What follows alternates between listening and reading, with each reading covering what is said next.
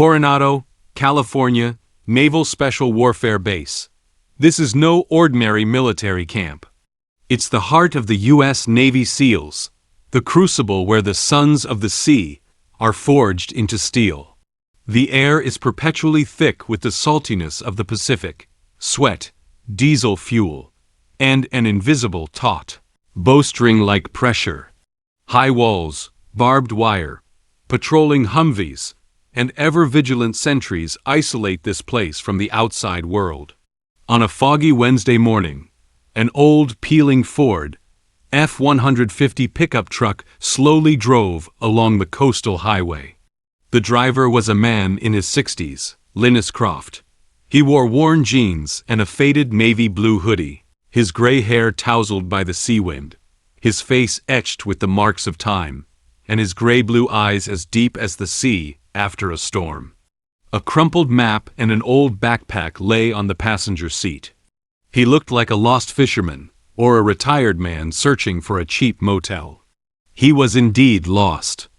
A sudden thick fog, a wrong intersection, and his unreliable old GPS led him onto this unfamiliar, heavily guarded road. When he saw the conspicuous military restricted area, no entry sign, and the heavily armed sentries at the checkpoint ahead, his heart sank. He immediately wanted to turn back, but the narrow road and the military trucks following closely behind made it impossible. He had no choice but to grit his teeth and slowly drive towards the checkpoint, intending to explain and leave immediately. "Sir, please show your identification and entry permit." The sentry's tone was polite but unquestionable, his sharp eyes sweeping over his dilapidated vehicle and plain clothing. Linus awkwardly handed over his civilian ID. "I'm very sorry, soldier, I'm lost. I'll turn around and leave right away." However, just then, a truck full of SEALs, who had just finished their morning surfing torture, a brutal physical training regimen, roared into the checkpoint. The team members jumped out of the vehicle, soaking wet and covered in mud, but their eyes were sharp and their energy boundless. One of them, a tall, muscular young man with very short blonde hair, noticed the incongruous civilian pickup truck and Linus being questioned. His name was Jackson Jack Miller, one of the best trainees in this training session, and also a notorious troublemaker known for his fiery temper and arrogant personality. Miller, accompanied by several companions, strolled over casually, his face showing post-training fatigue and a hint of amusement. "Hey, look who's here." Miller's voice, laced with undisguised mockery, was particularly jarring in the morning silence. "The sightseeing bus broke down? Or did your fishing boat wash ashore on our beach, old man?" His companions let out a low chuckle. The sentry frowned, but Miller was notoriously difficult to deal with at the base. Linus's body stiffened almost imperceptibly, but he didn't turn around, only whispering to the sentry, "I'm leaving right away." The sentry was checking his identification, which would take a few minutes.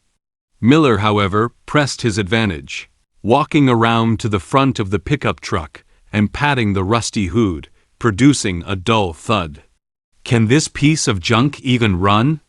I bet the black smoke billowing from its exhaust pipe is more combat-ready than you," Miller sneered, his gaze sweeping over Linus's slightly hunched figure and simple clothing.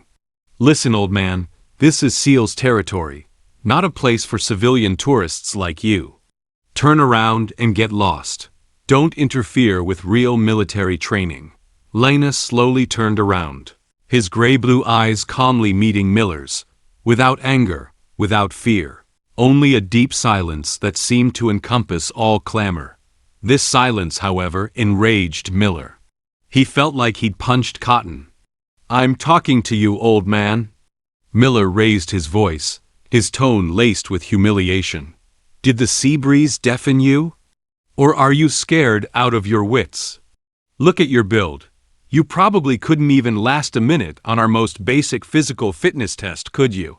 The laughter of the surrounding team members grew louder. The sentry tried to stop him, Miller, watch your manners." But Miller was caught up in the excitement and ignored him completely. He even took a step forward, almost touching Linus, trying to intimidate him with his massive physique and imposing presence. "What? You're not convinced? Want to have a go? I'll give you a handicap." Just then, a deep, authoritative engine roared in. A black GM Yukon SUV with a commander's license plate pulled up to the checkpoint and stopped.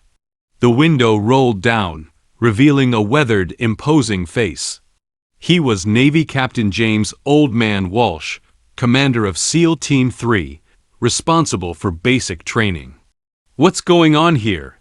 Colonel Walsh's voice wasn't loud, but it carried an authority that could freeze the air instantly. His gaze swept across the scene, and he immediately understood Miller was causing trouble again. His brows furrowed, but when his eyes fell on the silent old man surrounded by others, his heart skipped a beat. That face, that weathered face with its still discerning features, and those calm, abyss-like gray-blue eyes. Colonel Walsh abruptly pushed open the car door and strode out. He ignored the sentries standing at attention, and didn't immediately reprimand Miller. His gaze, as if drawn by a magnet, was fixed on Linus Croft's face. His lips trembled slightly, as if he were seeing a ghost that shouldn't be there, or even that shouldn't exist. Upon seeing the commander, Miller immediately suppressed his arrogance, though a hint of smugness lingered on his face. He preemptively reported, "Reporting, Colonel. We've discovered a civilian who has illegally entered the base. We are dot. Shut up. Shut up." Colonel Walsh abruptly interrupted him, his voice like a thunderclap, startling Miller and everyone around him. Then, under everyone's astonished gaze, the notoriously stern old man, Walsh made a gesture that everyone would never forget.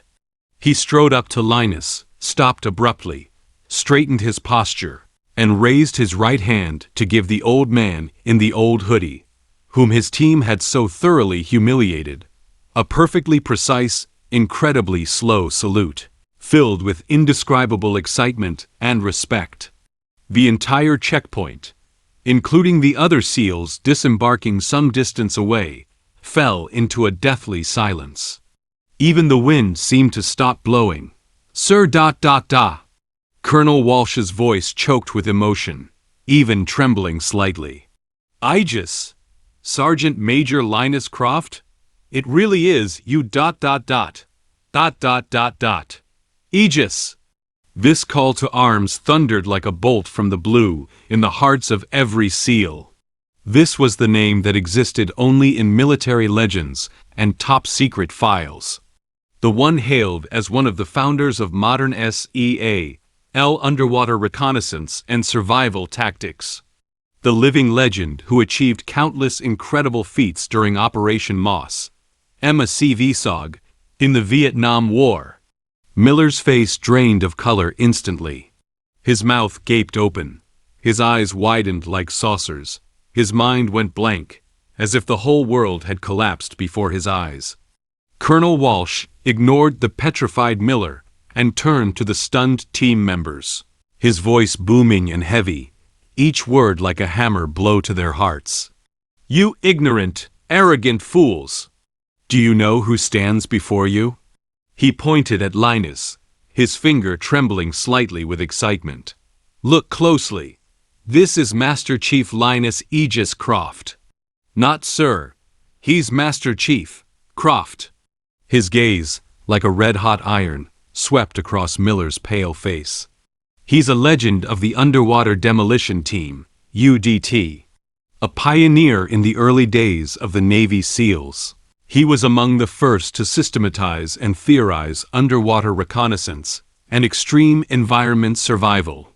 His training manual is still the Bible of your underwater warfare courses." Colonel Walsh took a deep breath, as if to calm the surging waves in his chest, his voice filled with immense sorrow and respect. In 1970, during a top-secret underwater reconnaissance mission in the Gulf of Tonkin, Sergeant Croft's team ambushed. To cover the evacuation of his wounded comrades and vital intelligence equipment, he single-handedly, using the underwater terrain and the cover of night, engaged more than a small enemy squad for 6 long hours. He detonated preset explosives, creating chaos, sustaining multiple wounds, and ultimately, he succeeded. His comrades and equipment returned safely, but he was listed as missing in action, presumed dead, until years later, during a prisoner exchange. We learned he was still alive. Presumed dead, prisoner of war. These words pierced Miller's heart like ice picks. He had actually mocked a living hero who had survived hell, endured inhuman suffering for his comrades and country, and miraculously returned after being officially recorded as killed in action. A true sergeant major who wrote history with his blood and life. Colonel Walsh stared intently at Miller, his eyes as cold as the Siberian wind. "And you, Cadet Miller, how dare you use your filthy tongue to humiliate this living fossil who embodied the SEAL Code with his life? You insulted not only Sergeant Croft's personal dignity, you insulted the history of the SEALs. You insulted the countless martyrs like him who silently sacrificed their lives, whose names are unknown. You insulted everything this uniform represents." Jackson Miller's psychological defenses completely collapsed. A massive, overwhelming wave of shame and remorse engulfed him like a tsunami. He looked at the old man he had so blatantly insulted and disregarded just minutes before. Now, under the commander's respectful salute and emotionally charged narration, the old man seemed to have become an insurmountable figure, as if he had transformed into the very spirit of the SEALs, a monument he could never reach in his lifetime. His legs gave way, and he staggered forward, tears streaming down his face, mingling with sweat and mud. "Sergeant Major Croft." His voice was hoarse and broken, filled with desperate sobs. "I'm sorry. I was wrong. I'm an idiot. I'm a blind bastard. I didn't know. I'm so sorry. Please, forgive me." He sobbed uncontrollably, the immense pain making him almost curl up in agony. Sergeant Major Linus Croft slowly, seemingly wearily, raised his hand and returned a standard, steady salute. His gaze calmly fell on the weeping Miller, his eyes showing neither triumphant satisfaction nor anger at being offended, only a deep, vast, ocean-like acceptance, a hint of understanding for youthful recklessness, and a weariness born of experience. He lowered his hand, took a step forward, not towards Colonel Walsh, but towards the slumped Miller. He reached out, not to accept the cheap apology, but gently, yet with a firm strength, placed his hand on Miller's trembling shoulder. "Children," his voice, still hoarse, yet seemingly containing the depth and tranquility of the ocean itself, clearly reached Miller's ears, and those of every breath-holding team member. The strength of a SEAL is never about bullying the weak or showing off muscles. It lies in unwavering will, in unconditional trust and sacrifice for comrades, in the unyielding belief that never gives up, no matter the dire situation. Remember this. It's more important than how strong you are, how fast you can run, or how far you can swim. Having said this, he looked away from everyone else, nodding slightly to Colonel Walsh, whose eyes were filled with tears. His gaze seemed to say, "It's all over now. Take care of these children." Then, he turned and walked to his old pickup truck. The sentry had already respectfully returned his identification and quickly removed the roadblock. Linus started the engine. The pickup truck groaned wearily, slowly turned around, and drove away from this land that once belonged to him, but was now unfamiliar. That dilapidated Ford F-150, carrying an untold legend, disappeared into the still lingering morning mist. It arrived by chance and left silently, yet it dropped a bombshell on the hearts of these proud sons of the sea god, a bombshell that overturned their understanding, leaving behind a profound lesson about respect, legacy, and the indelible spirit of the military. Jackson Miller remained kneeling, tears blurring his vision. All the SEALs present underwent a complete spiritual cleansing. They understood that true heroes often wear the most ordinary clothes. True greatness lies hidden beneath silence and humility. The Aegis system may have long been retired, his story may have been forgotten, but his spirit, like an inextinguishable lighthouse, will continue to guide those who come after him, helping them find their way forward amidst turbulent waves.